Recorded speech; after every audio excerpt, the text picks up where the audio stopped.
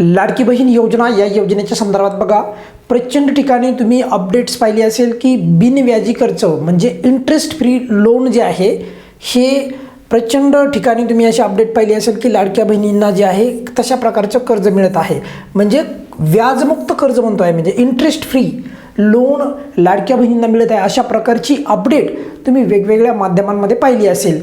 याच्यामध्ये किती तथ्य आहे, यासाठी कोण पात्र किंवा कोण अपात्र असणार आहे, सर्वांना मिळणार आहे का किंवा काही तुरळीकच लाडक्या बहिणींनाच मिळणार आहे याचा लाभ, या संदर्भात अगदी कमी शब्दामध्ये नेहमीप्रमाणे या व्हिडिओमध्ये आपण खात्रीलायक माहिती पाहणार आहोत। पहिल्यांदा तर बघा खरंच इंटरेस्ट फ्री म्हणजे लाडक्या बहिणींना कर्ज मिळणार आहे का, तर त्याचं उत्तर आहे होय। बघा याचा पुरावा पण मी तुम्हाला दाखवणार आहे, काळजी करू नका, परंतु होय म्हणजे इंटरेस्ट फ्री लोन मिळणार आहे, परंतु किती लाडक्या बहिणींना, फक्त काहीच लाडक्या बहिणींना म्हणजे सर्वांना नाही। मग कोणत्या लाडक्या बहिणींना त्याबद्दल पण सांगणार आहे बघा की सरकार जे सांगत आहे की ह्या बघा इथं पुरावा पण दाखवलेला आहे बघा, हिंदुस्तान टाइम्स या वृत्तपत्राला आलेला आहे, Ladki Bahin scheme to fund women entrepreneurs through the interest free loans. तर याच्यामध्ये स्पष्टपणे सांगितलेलं आहे की लाडकी बहीण योजनेच्या लाभार्थ्यांना इंटरेस्ट फ्री म्हणजे व्याजमुक्त लोन मिळत आहे जर त्यांना छोटा मोठा उद्योग स्थापन करायचा असेल तर। कोण द्यायला हे कर्ज, राज्य सरकार डायरेक्ट द्यायला आहे का, तर त्याबद्दल पण सांगतो बघा। हे जे काही कर्ज मिळतं आहे तर एक बँक आहे आणि त्या बँकेचं नाव काय आहे आता ते पण सांगतोय बघा, इथे स्पष्ट दाखवलं, तुम्हाला पुरावा पण त्याचा दाखवत आहे बघा, इथे अगदी स्पष्टपणे तुम्हाला स्पष्ट कळेल बघा। हे बघा इथे लिहिले बघा काय, Mumbai district central cooperative bank, या बँकेमध्ये ज्यांचे खाते आहेत, या बँकेमध्ये लाडकी बहीण योजनेचे जे पैसे येतात ना आपल्याला, तर ते जे या बँकेमध्ये ज्यांचे खाते आहेत त्यांना फक्त अशा प्रकारचा लाभ मिळत आहे, म्हणजे व्याजमुक्त कर्ज मिळत आहे। पण माझ्या मते हे सर्व लाभार्थ्यांना मिळत आहे का, तर उत्तर आहे नाही। म्हणजे माझ्या मते म्हणल्यापेक्षा कोणत्याही लाभार्थ्यांना, या बँकेच्या व्यतिरिक्त कोणत्याही लाभार्थ्यांना या योजनेचा लाभ मिळत नाही।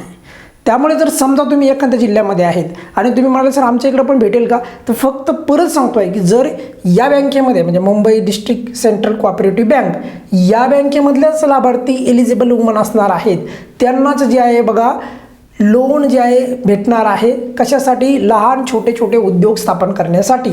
तर याच्यामधून एक गोष्ट क्लिअर होत आहे की ही जी काही म्हणजे घोषणा आहे की कर्ज व्याजमुक्त कर्ज मिळत आहे वगैरे वगैरे, बाकी बँका जे आहेत महाराष्ट्रामध्ये वेगवेगळ्या, तर त्यांनी जर का अशा प्रकारचा जर उपक्रम राबवला, खास करून राज्य शासनाच्या द्वारे, राज्य शासनाच्या सोबत राहून, तर त्याचा फायदा होऊ शकतो। त्याचं कारण सांगतो आहे की एका ठिकाणच्या लाडक्या बहिणींनाच फक्त एखादा उद्योग उभारण्यासाठी जर का मदत होत असेल आणि दुसऱ्या जिल्ह्यामधल्या वेगवेगळ्या जिल्ह्यामध्ये प्रत्येक जिल्ह्यामध्ये वेगवेगळ्या लाडक्या बहिणी आहेत, त्यांना पण मग तशा प्रकारची जी आहे त्यांनाही छोटासा उद्योग करायचा असतो, मग त्यासाठी पण त्यांना निधी लागतो, मग त्यांना अशा प्रकारची सुविधा उपलब्ध होणार आहे का, तर उत्तर आहे अगदी नाही।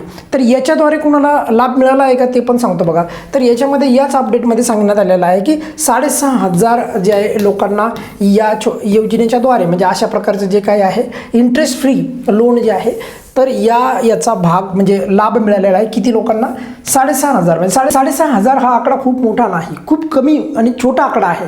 पण हाच आकडा जर वेगवेगळ्या बँकेच्या माध्यमातून, इतर कोऑपरेटिव्ह सोसायटीच्या माध्यमातून जर अशा प्रकारच्या बँकेच्या द्वारे जर उपक्रम राबवले तर त्याचा लाडकी बहीण योजनेला फायदा होईल। आणि कोणत्या समजा जसं सरकार म्हणत असतं की लाडकी बहीण योजनेसाठी आम्ही वेगवेगळ्या काय म्हणतो आपण त्याला की स्कीम राबवणार आहोत, तर त्याचा एखादा कोणत्या बँकेच्या द्वारे लाडक्या बहिणींना सुविधा दिली जाते असा एखादा स्वतंत्र GR आणला, त्याच्यामध्ये नावं दिले की कोणत्या बँकेत कशा प्रकारे लाडक्या बहिणींना सुविधा चालू आहेत, तर ते बरं होईल। कारण खरं जर पाहिलं तर तशा प्रकारचं सांगण्यासारखं नाहीच, कारण वेगवेगळ्या ठिकाणी जर आपण पाहिलं तर प्रत्येक ठिकाणी असं नाही की व्याजमुक्त तुमच्या जिल्ह्यामध्ये तुम्ही गेला आणि विचारलं बँकेला की आपल्याकडे पण लाडकी बहीण योजनेसाठी व्याजमुक्त कर्ज मिळेल का, तर नाही मिळणार। हे जी बाब आहे ती अगदी तुम्हाला नेहमीप्रमाणे स्पष्ट सांगतोय, ती कुठे मिळत आहे फक्त, तर त्याचं उत्तर परत सांगतोय Mumbai district central cooperative bank, आणि या बँकेमध्ये आतापर्यंत 6,500 लोकांना त्या पद्धतीचं कर्ज देण्यात आलेलं आहे। कशासाठी परत सांगतो आहे, असं नाही की कशासाठी, पण तर छोटे मोठे उद्योग स्थापण्यासाठी, छोटे मोठे उद्योग उभारण्यासाठी।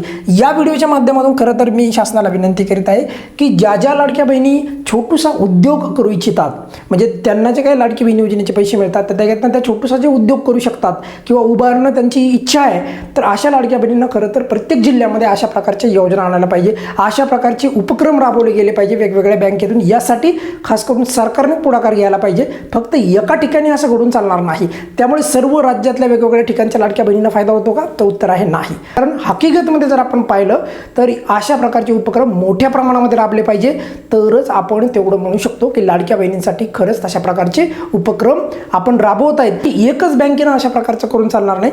सर्व वेगवेगळ्या ज्या ठिकाणच्या ज्या सरकारने ती पुढाकार घेऊन जर केलं तरच त्या लाडक्या बहिणींना त्याचा फायदा होईल. म्हणजे थोडक्यात फक्त एकाच बँकेकडून ही स्कीम चालू आहे आणि याच्यामध्ये पण सर्व लाभार्थी पात्र नाहीत, ही बाब सर्वांना सांगू इच्छितो. पण या व्यतिरिक्त पण तुमच्या मनामध्ये या संदर्भात काही जर प्रश्न असेल तर व्हिडिओच्या खाली कमेंट्समध्ये विचारा.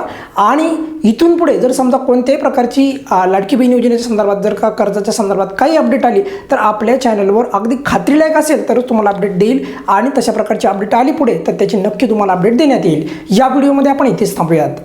धन्यवाद.